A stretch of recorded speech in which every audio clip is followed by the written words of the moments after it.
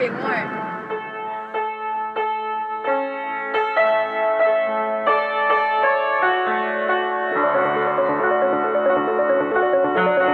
This is Composition Notebook.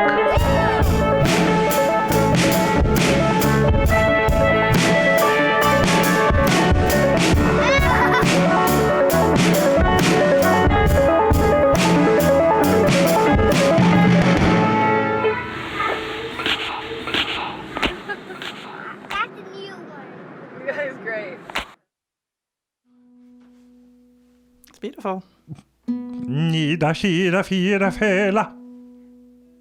Nida, shida, fira, fela. Oh, jag är stark, love you in my soul, Do you hear my microphone and things? I do. I don't. You don't hear your microphone? No. I feel so alone.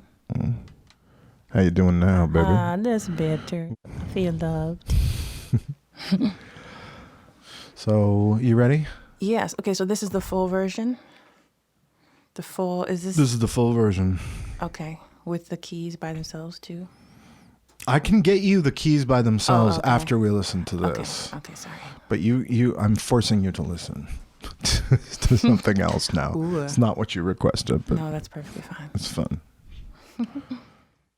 A heart attack in the eye could be unraveling. I should care. However maddening, I could see what's happening. I might be scared.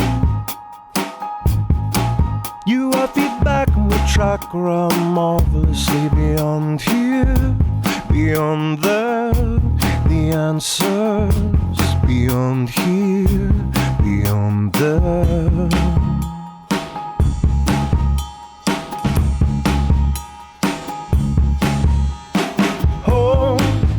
Is found where stone circles around you. You offer me paths, though, so you offer me paths, though, so you offer me paths. You offer me a cafeteria in the wake of tragedy. We should be scared. There is bacteria on the surface of everything. We should beware. I wouldn't lie to you except to awaken you. Beyond here, beyond there. The answers beyond here, beyond there.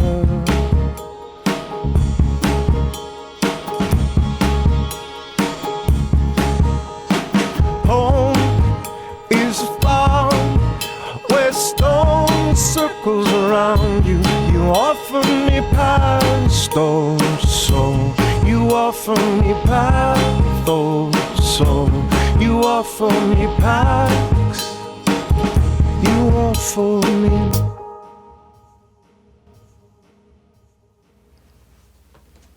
That chimey sound. What do you think? I like it. What is it? It's a little synth thing that I programmed. Okay.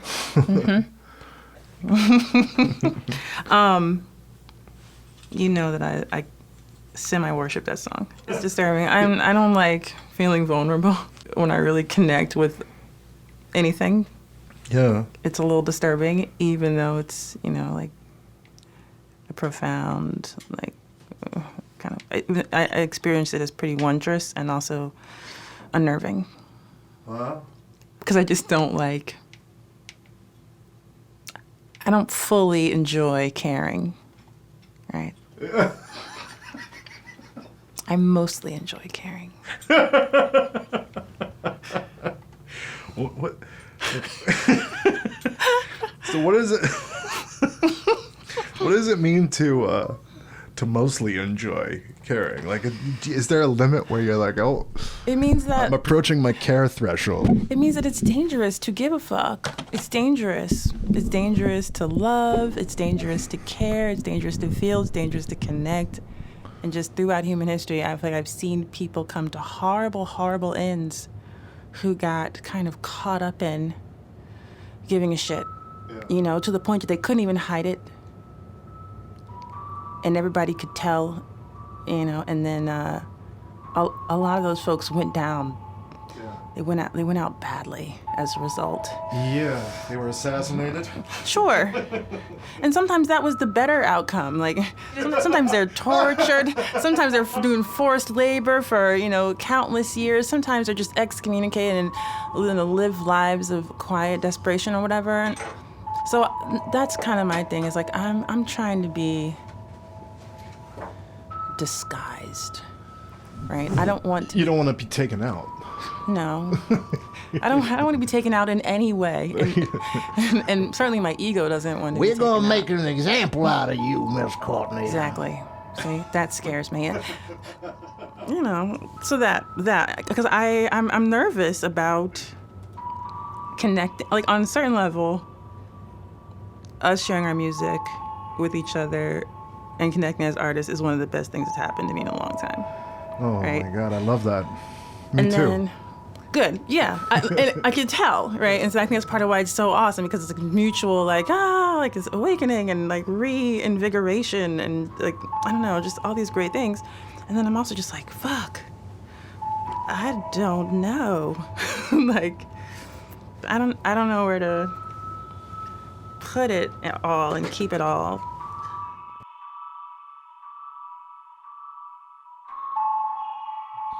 I listen to some musicians, and I think that I've just had the most profound visitation.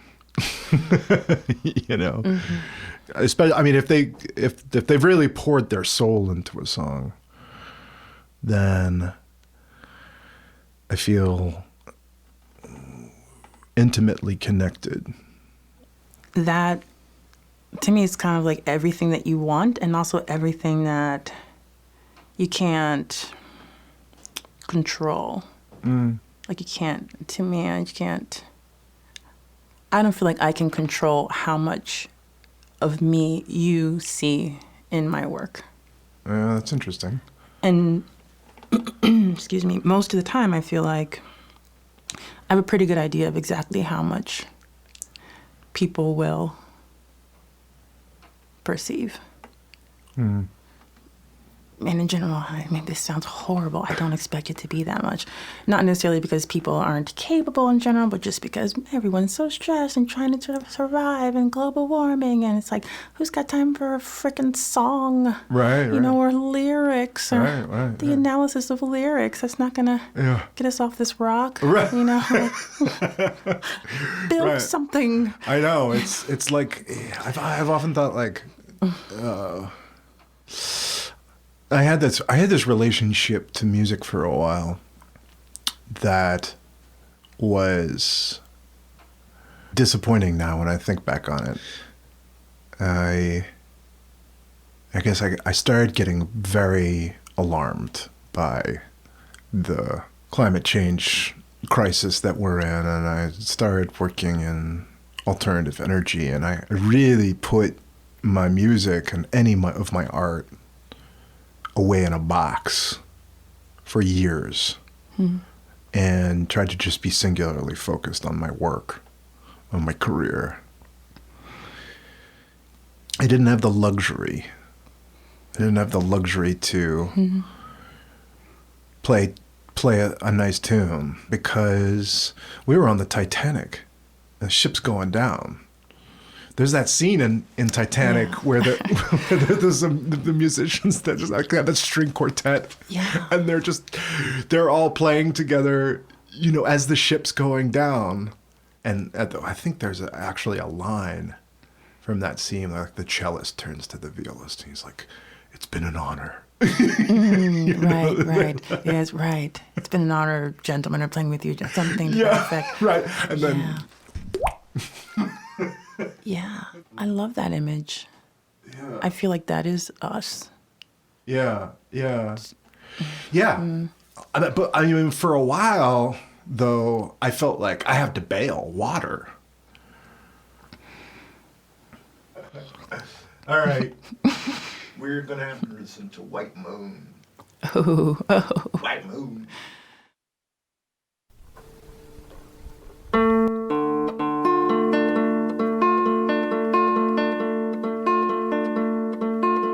They let him down to the old oak tree. No one would mind a wailing. White moon would have you see. No witnesses were willing.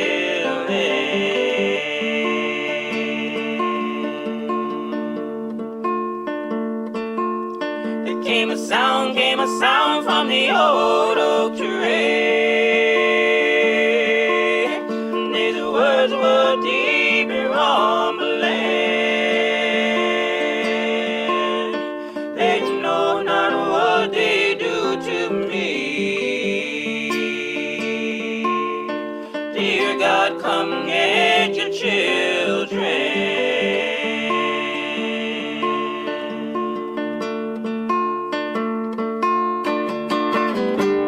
Glory, glory, hallelujah. Oh, I'm standing in the news. I would rather be myself than you, I swear, by the white moon.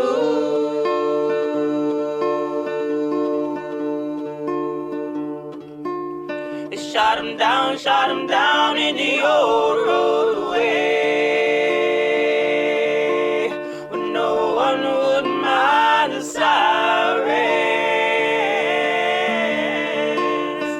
They know not what they do to me. Dear God, come get your children.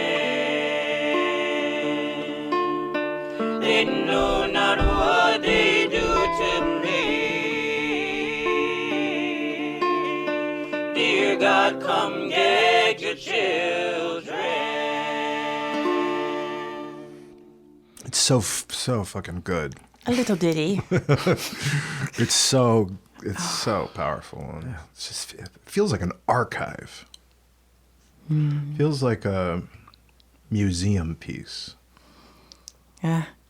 Funny you should say that, because it was I believe that it was a recent visit to the National Museum of African American History and Culture that inspired that song.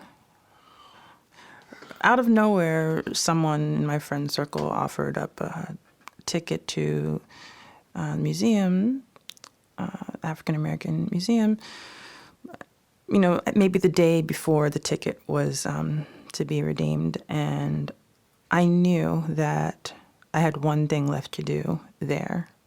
I had visited one time before and had a really profound moving experience, but wasn't able to see the Emmett Till Memorial there. Didn't have time, and decided on that day, on my first visit, that when I came back the next time, I would only go to the Emmett Till Memorial. And that's what I decided to do. When this ticket came up, I said, okay, I'm going to go and just pay my respects. I didn't put it in those words in my mind. I just thought I need to go and I need to sit. And it was only after the fact that I realized, oh, I needed to pay my respects. And, you know, the story of Emmett Till is well known by many, but the short of it is that he was a young black boy from Chicago who was brutally murdered in the South for allegedly whistling at a white woman coming out of a little general store or something. And his mother, when his body was found in He was a teenager. a body of water, right? I think he was, I want to say 14. So, so young, and his mother decided to have an open casket funeral. Good God. She said, I want something to the effect of, I want the world to see what they did to my baby. And so her courage and that decision, just catalyzed the civil rights movement.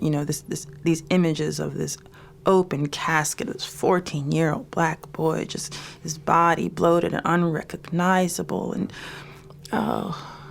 there was a Jet magazine article at that time that printed the image of his face, as he was laying in the casket. And they have a copy of that article there in the exhibit, I guess you'd call it.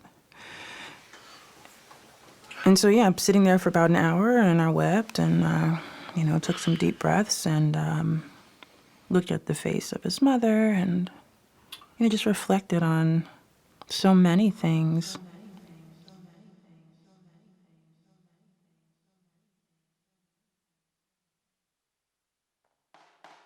Composition Notebook is a production of Racecar Radio. www.racecarradio.com.